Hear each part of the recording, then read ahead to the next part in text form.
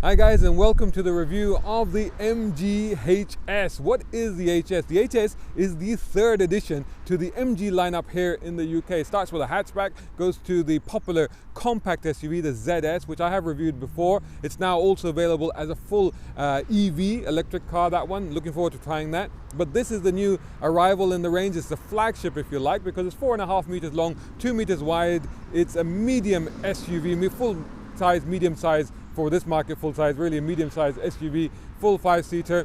A lot of equipment, a lot of spec. We'll go into that. These start from £18,000 and go right up to £24,500 for the top spec. They come in 3 trim levels. You get an Explorer, you get Excite, and you get this one, which is an exclusive. Obviously the press car comes in the top trim, although this one is just one below that £24,500 price, because this is a manual, so you need the 7-speed dual clutch automatic for the top spec, and this one is £23,000. I think this black paint adds another 500, so let's say 23.5 for this car.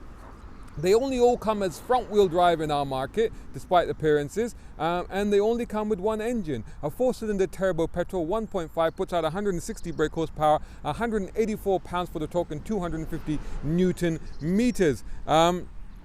You get 0 to 60 miles per hour in 9.6 seconds with that 118 miles per hour top speed, and claimed fuel consumption is 37.2 miles per gallon. And emissions, if you're interested, is 148 grams per kilometer CO2 for this one. The automatic is a bit more, 157 grams per kilometer, that one, so just keep that in mind.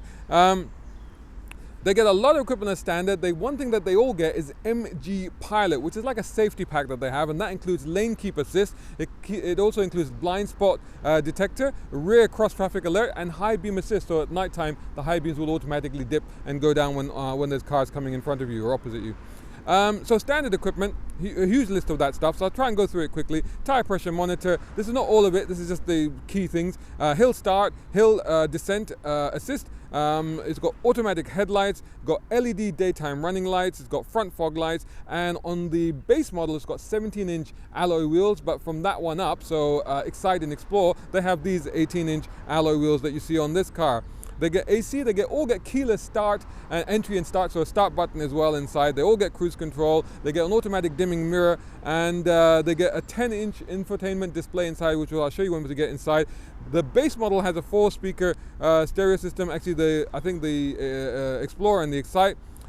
This one, I'll come to that in a minute. The base model doesn't get a DAB radio, but all the others get DAB and Apple CarPlay and Android Auto. This executive one gets LED headlights, it gets leather upholstery, it gets sports front seats, which are heated as well, it gets dual zone climate control, a panoramic roof to let a lot of light in, 6-speaker stereo, and reversing camera, which on a car like this, you could be quite useful. Now, if you get the automatic version, you get a few more things. So, for example, you get adaptive cruise control, you get a power tailgate, and you get driving modes. So we'll look into the equipment on this car, but first of all, what's the practicality like? And as usual, let's start by checking out the boot.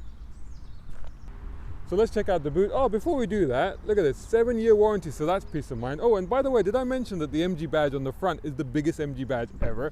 So here you go, 460 liters, 63 liters of space here in the boot. So get the tonneau cover back, and if you drop the seats, you can get 1,454 liters of space.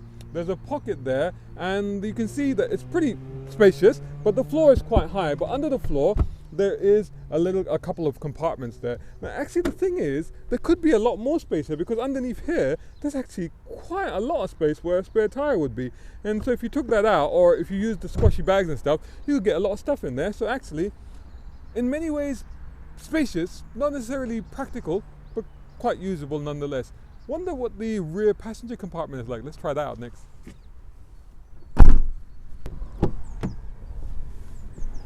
Wow, check this out.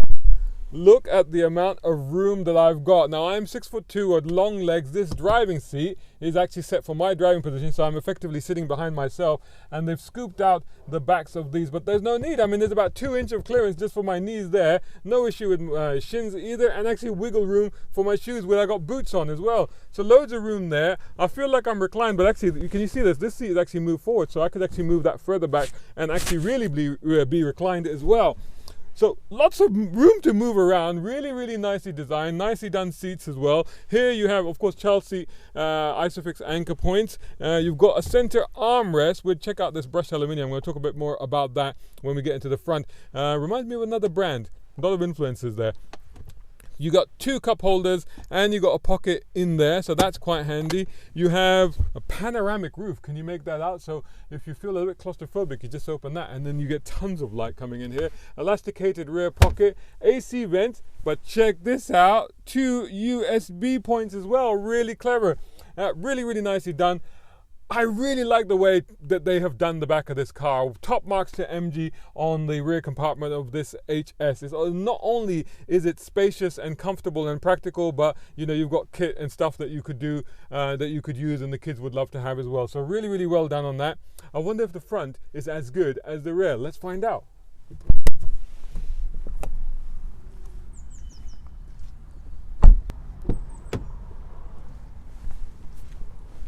So here we are inside the interior of the GHS, and you see what I was saying about all that aluminium finish or aluminium type of finish that's in the back. Look at this in the front. Take a note of that. Take a note of these buttons here. Take a note of the floating screen, and take a look at that vent over there. Now, I put up a picture of that vent, just that bit there, on my Instagram. Make sure you're following me. Hashtag guess the car, and it confused and flummoxed a lot of people. Everybody thought it was German, so it was everything from Mercedes to Audi to, in one case, Bentley even. So that was a bit of a shock. Now, okay, I'm just going to come out and say it. It's all very Mercedes, isn't it? It's very, very Mercedes. Look at the way these are done. Look at the way these are finished here. The length of the door handle, the way these buttons are here, just look at the knurled finish on this. It's really, really nicely done. So let's start this up. There's the starter button, and let me show you what happens on the screen when you do that. Oh, and of course the sound immediately comes on. Stereo's not bad at all. Over here you have the infotainment screen. I'm not going to go into that too much. I covered that a lot in the MG ZS. It's really good. Most of it's handled from down here. One thing I would say is that lots of warnings come up on this when you start it up. It does that almost every time you start it up. Also, I've had a bit of trouble closing this door, but aside from that, it's really good fit and finish. That's all soft touch. That's all soft touch. It's all nicely done. I can't really find any, even when you reach underneath here, it's all very, very smooth. So very, very nicely finished. This here is controlled by the toggle buttons down here. So if I press the car one, that will come up.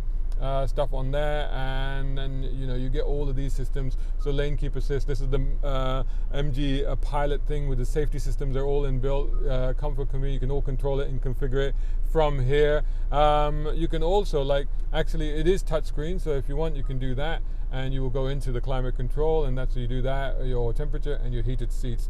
AC vents, that's all the buttons down there. Underneath here you have 2 USB points and a power supply, so they've made sure you got plenty of power in here, and there's a place there you could put your phone and stuff like that. 6-speed manual on this car, again very Mercedes-like, but these are blanks. Probably they have driver modes in the other one, and maybe when they got the 4-wheel drive version. Electronic parking brake and hill descent. Again, corrugated cover for this, again quite Mercedes-like. Pull that back and you got 2 cup holders in here. Back here you got a cubby box. In the cubby box you got this little thing here. What is that device? Well, actually you push that back, you won't be able to see that, and it lets the air in and it lets the AC in, so it's kind of cooled. So it keeps things cool. So that's actually really, really handy. Over here the instrument panel, and you got buttons here on the steering that control stuff. That's volume and all the rest of it. And that's the controls for the thing. The cruise control is actually down there. And of course then you got indicator stalks, and look at that. Lane keep assist as well, you can turn on and off from there. There you go. So this is all digital, as you can see the center bit here, and that's controlled by here. So it's all the trip computer stuff that you would expect to find, so you can just scroll through that and you've got all of that information there. So beautifully laid out, really, really nicely done. I mean, you could really fool, if they couldn't see the MG badge on the outside, the massive one, or inside on the steering wheel when they get in, you could fool people into thinking they're actually sitting in a Mercedes, because it's that kind of ambience, which actually is a big, big plus for MG. So well done with that. It's in terms of showroom appeal, in terms of appeal for your family and your friends and people like that, it's actually really, really good, and it's very well equipped, as we've already seen. Now we need to see what is it like to drive, so let's do that next. So here we go in the MG. Okay, it makes an interesting noise and it moves pretty well. So decent acceleration. I mean, to be honest, it doesn't have a sport mode on this one. The automatic does, and I can understand why they haven't bothered, because to be honest, it's not what that car is about. It's not what this car is about. This car is about comfort, ease, equipment, practicality, space. That's what it's all about, and that's where it majors. And the driving is that it drives. It does everything that it needs to do reasonably well. Having said that, I would recommend the automatic. Although, like, interestingly, the pedals are really well placed for heel and towing in this car for some bizarre reason, but the gearbox is quite notchy, and sometimes it balks, especially trying to get back into that first gear and reverses the dog leg up left, and sometimes, you know, that it's a bit inconvenient, you know, just trying to get it into first. So it's not the nicest or the sweetest changes, but it's okay. It does what it needs to do. The ride is actually not bad at all. The ride is actually quite good. A little bit nuggety over little bits like this, but reasonably well composed, reasonably well handled, and you know, even if you move the car around a little bit, as you can see, a bit of steering play in it. But you know, again, we're not looking for precise, sharp steering in a car like this. We're looking for steering that is light and accurate, which this is. It's very light. It's got enough of resistance in it to not be too light. So actually, it's not bad. They've done it. They've judged it well for this type of car. So it's not too heavy, not too light, but errs more on the light side, but not disconcertingly so, if you see what I mean. The brakes are okay, and the acceleration, like I said, is reasonable for around town. It really isn't a sports SUV, and you know, you're not looking for any kind of, you know, entertainment factor just from the driving.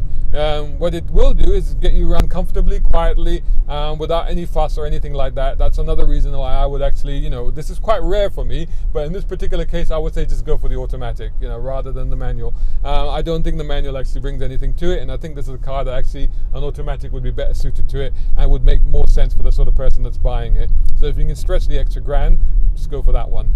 Plus you get extra bits with it, like the adaptive cruise and all that, so that's well worth it, isn't it? So overall then, what do we think of the car? I think, to be honest, for the money, it's actually really good value. Just the space, the comfort, the equipment that you get, the practicality of it, you know, at the budget, you know, if you could start at 18 grand, but actually you want at least an Excite level car because of all the kit and all the cool stuff that you can get on the car. So really you want to spend, you know, 4,000 if you can, but even for that money you're getting a lot of car. So there you go. Thumbs up for the new MGHS. Hope you enjoyed the review. Do let me know what you thought of the review, the car, me, the rainy weather, anything else you like. Please make sure that you follow me on all the channels, and make sure you subscribe to this YouTube channel. That would be really helpful. Thank you so much for that, and thank you for watching, and I'll see you on the next one.